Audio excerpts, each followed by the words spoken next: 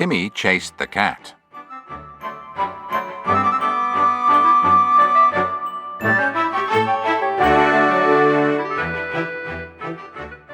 When Aunt Fanny spoke to the five, they all looked up from their books, except Timmy, who looked up from the bone he was gnawing. What are you going to do today? We ought to go for a walk, I suppose, but the wind is so bitter today.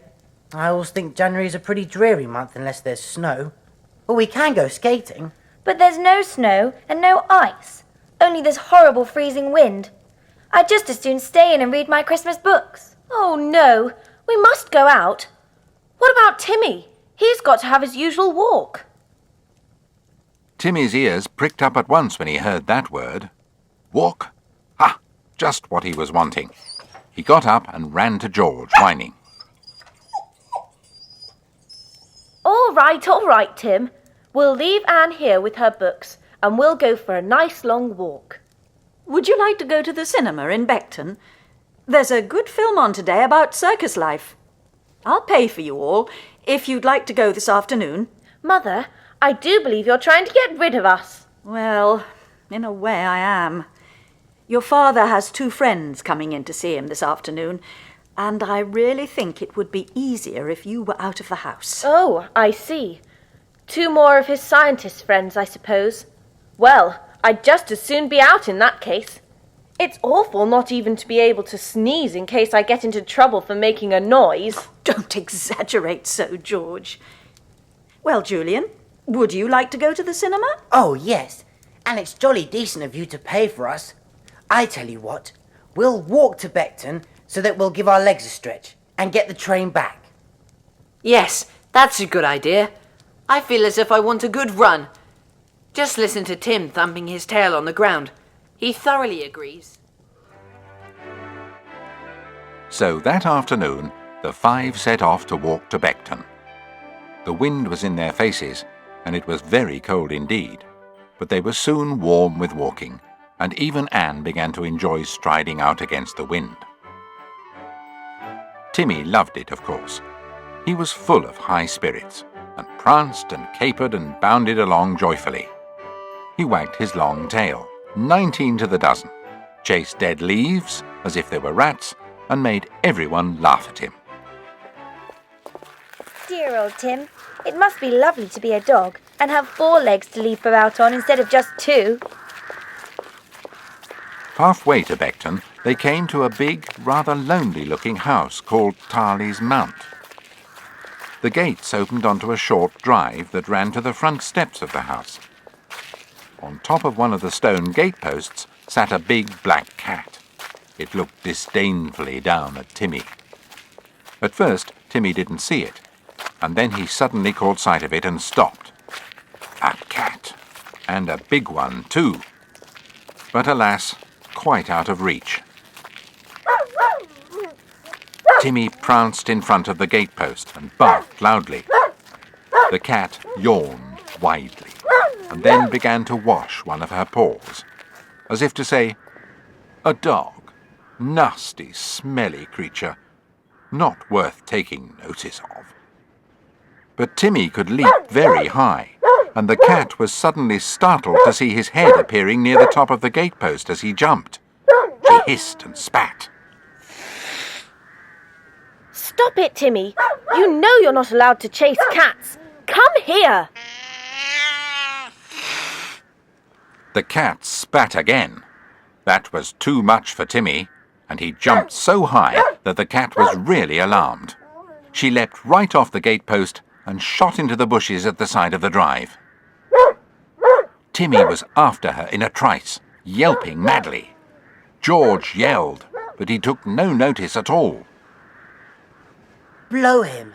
He'll be ages chasing that cat and hunting for it. He ought to know by now that he isn't a match for any cat living. I'll go in and see if I can get him. I hope I don't meet an angry gardener. We'll come with you. Come on.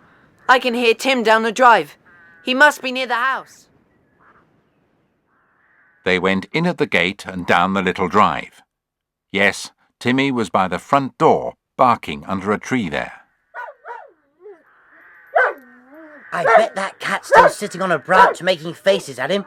Call him, George. Timmy! Timmy, come here at once! But he wouldn't. Then, just as they got up to him and George was bending down to take hold of his collar, the cat leapt down the tree and raced round the house to the back. Timmy was after her at once, yelping madly. Oh, blow! We'll have the people in the house out after us. They must wonder what's going on. They ran round the house after Timmy and came to the back entrance. There was a little yard there with a clothesline and 2 or 3 dustbins and a coke bunker. The cat was now sitting on top of the bunker, daring Timmy to leap up and get her.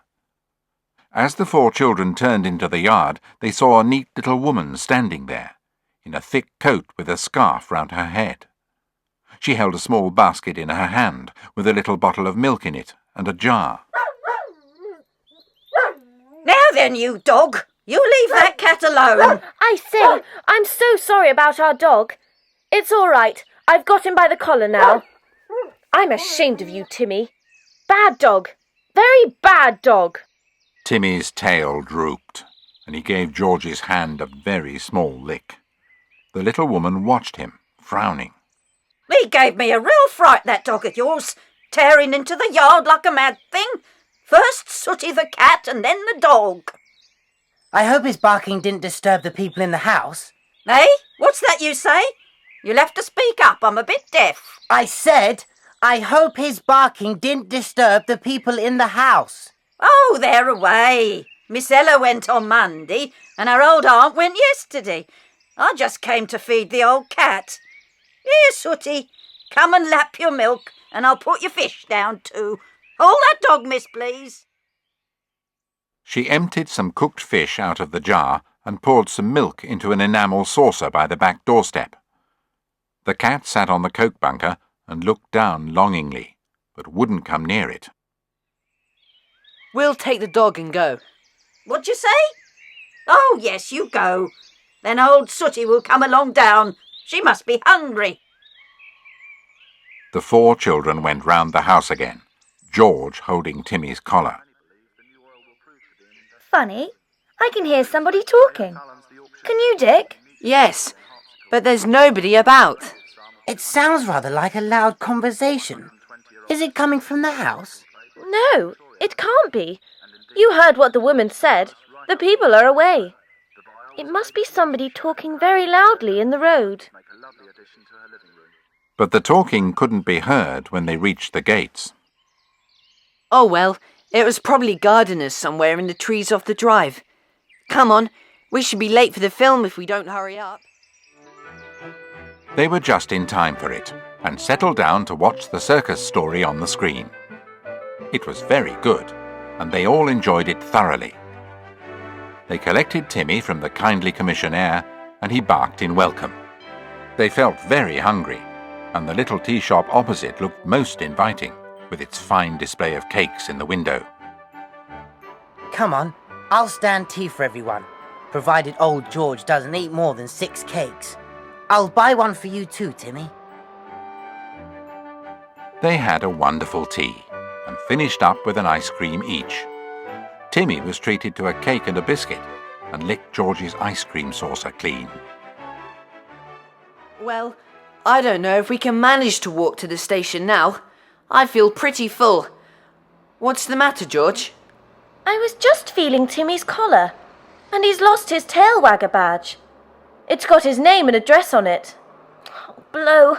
I only bought him a new one last week. If we want to catch the train back, we'd better get a move on. No, I'm going to walk home. I've got a torch. I may find Timmy's badge. Oh, for pity's sake, don't say we've got to walk back hunting for the badge all the way home. No, George, that's too much. I can go alone with Timmy. I didn't mean you others to come. Well, we can't let you walk a mile or 2 home in the dark by yourself, old thing. I tell you what, I'll go with you, George, and Dick can take Anne back by train. No thanks, I'll come too. I believe I know where Tim dropped his badge. In the drive of the big house. Do you remember when the cat sat up in a tree and Timmy leapt up to her? Well, he caught his collar on a bough, and I bet that's when he lost his tail wagger badge. Yes, I expect you're right. Timmy's being a bit of a nuisance today, aren't you, Tim? I hope to goodness that cat won't be anywhere about the garden. Here, I've got a piece of string. Tie it to Tim's collar and hang on to him, George. Well, are we ready? They all set off in the starry night. They hardly needed their torches once they had got used to the dark, because the stars were so very bright. They came at last to Tarley's Mount and stopped at the gates. Here we are. We know where Timmy went this morning, and if we hunt about, we're pretty certain to find the badge. Now you keep by me, Tim. They all went down the drive, and in the middle of it they stopped in surprise. I can hear those voices again. Well, different ones this time, but voices. Who can be out here, talking and talking in the night? Beats me. Come on, let's go to that tree by the front door. I bet the badge will be there. They went to the big door, still hearing the voices somewhere away in the distance. Anne suddenly gave a cry and bent down. Yes, here's the badge. Just where I thought it might be. Isn't that lucky? Oh, good. Thanks, Anne. I'll just fix it on his collar. There's somebody singing now. Gosh, it's odd. Perhaps it's a radio somewhere. It sounds rather like one. But there's no other houses near here. Not enough for us to hear the radio anyhow. There! That's the radio all right. There can't be any band playing in the open air this cold night. You're right. Do you suppose that the sounds can be coming from this house? Tarley's Mount? But we know there's no one there. That woman who fed the cat told us the house was empty. That's why she had to come and feed the cat. And if someone had left the radio on in the house, she'd have heard it and switched it off. No, she wouldn't. Why not? Well, because she was deaf. She kept putting her hand behind her ear. Don't you remember? I think the radio is on in the house. You don't suppose somebody's got in and is having a good old time there, eating what's left in the larder, sleeping in the beds and listening to the radio, do you? Tramps, perhaps? It's a bit puzzling, I must say. I can't imagine anyone going away and leaving the radio full on. And it must be if we can hear it out here. Perhaps we ought to look around a bit. The noise seems to be coming from over there, the other side of the house, not where the yard is. Let's go round there.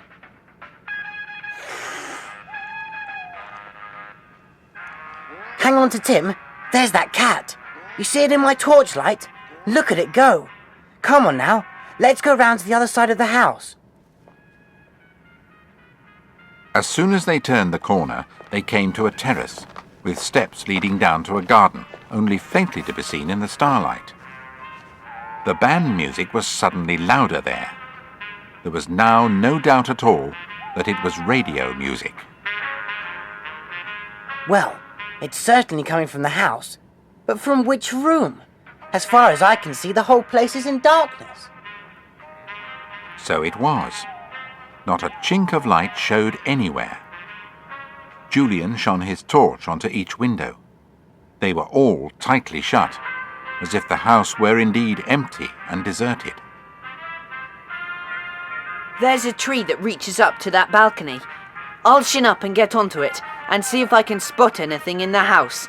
If the curtains aren't drawn there, I can shine my torch in. Up the tree he went, the others shining their torches to show him which branches to climb. At last he was on the balcony, his own torch now shining brightly. There were glass doors there, and the curtains of the room were not drawn across the panes. Dick shone his torch through the glass. The radio's in this room, I'm sure. I can hear it plainly. It's full on, too. The noise is coming through a ventilator, above the glass doors. Oh, I say, What is it? What can you see? What can you see? there's someone in this room.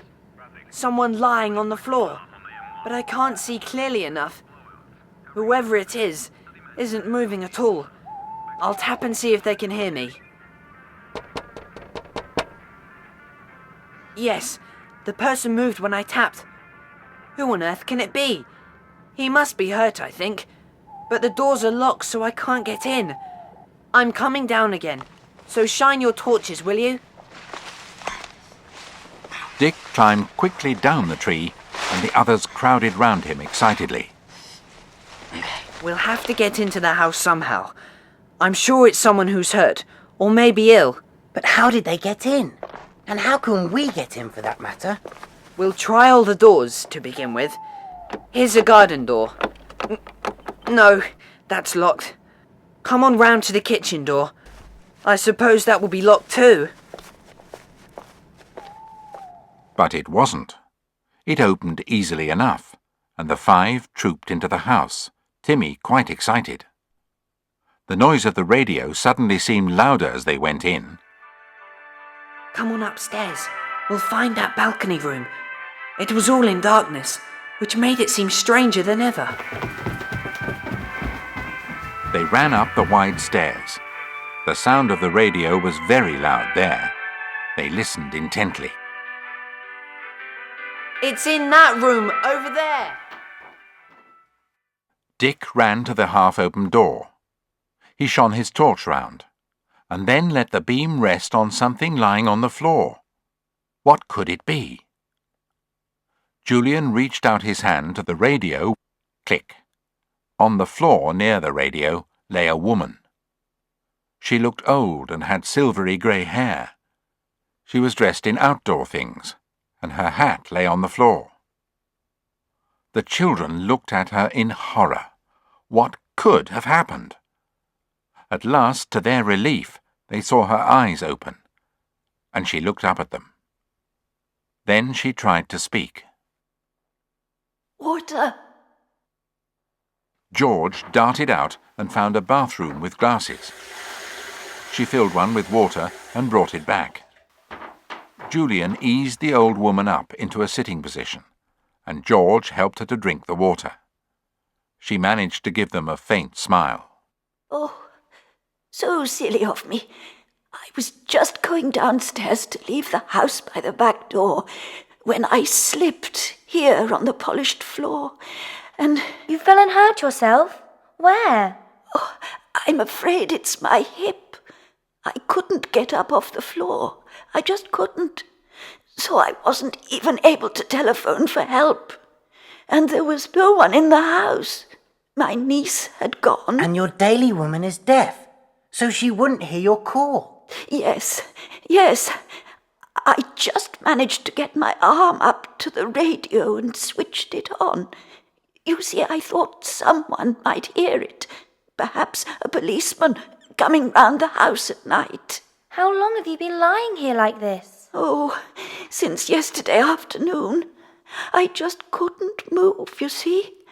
I was glad I had my outdoor things on. I'd have frozen last night, it was so cold. I was so thirsty too. Not hungry, just very, very thirsty. Oh, you dear, kind children. Oh, I am so glad to see you. Where's the telephone? I'll phone for a doctor and an ambulance, and you'll soon be well cared for. Don't you worry. The 5 stayed with her until the doctor came, and later on the ambulance. Then Julian turned out all the lights, and they went into the hall and out into the night. Julian slammed the front door behind them. Come on, Timmy. Keep by my side. No more cat chasing for you. What's he saying, George? He says, "Don't talk to me like that, George. If it hadn't been for me chasing that cat today, you'd never have had this little adventure." Well, I must say Timmy's right as usual. And if chasing a cat leads to saving somebody's life, I'm all for it. Good old Tim. Good old